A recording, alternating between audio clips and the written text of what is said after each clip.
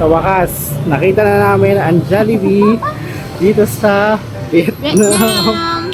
Ramdam mo talaga makakatipid ka kapag nakakita ka ng Jollibee sa lugar na pupuntahan mo. At hindi nga namin inakala na dito din sa Danang, Vietnam ay may Jollibee. So minsan lang kami magpunta dito kaya na-curious kami kaya pumasok kami at syempre o-order din tayo. At eto na nga yung menu sa Jollibee dito sa Danang, Vietnam at kung nakikita nyo halos same lang naman siya sa Pilipinas. Sa pagtingin naman ng mga price ang ginagawa namin para ma-convert namin sa pera natin itina times 2 lang namin. Pero hindi accurate yun ha. For example, itong C1 na 50,000 dong magiging 100 plus siya kapag kinonvert mo sa pera natin. Dito sa Jollibee sa Danang na napuntahan namin nag-i-English naman sila so hindi kami nahirapan sa pagbili ng pagkain. So ito lahat ng order namin guys dito sa Jollibee sa Vietnam at 198,000 siya lahat.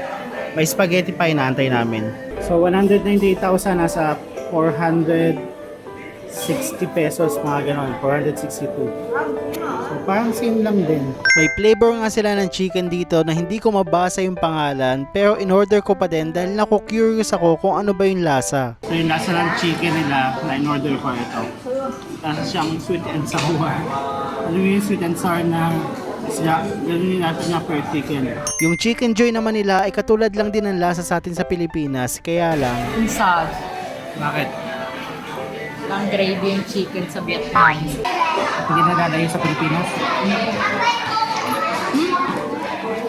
Para mas masarap pa nga ito eh. Wala lang gravy. Ito yung spaghetti nila guys. And then may pea soup. Kalabasa soup yata to. Then ito yung mga sauce nila. Walang gravy. Ice cream. And then soft drink sila, Pepsi lang. Walang Coke.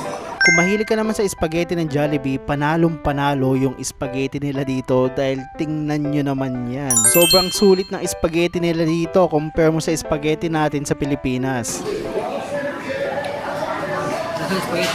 So may second floor nga din pala yung Jollibee nila dito sa Vietnam. Palatandaan na madami din yatang Vietnamese na kumakain dito. At eto nga yung itsura ng taas nila, parang normal na Jollibee lang din talaga.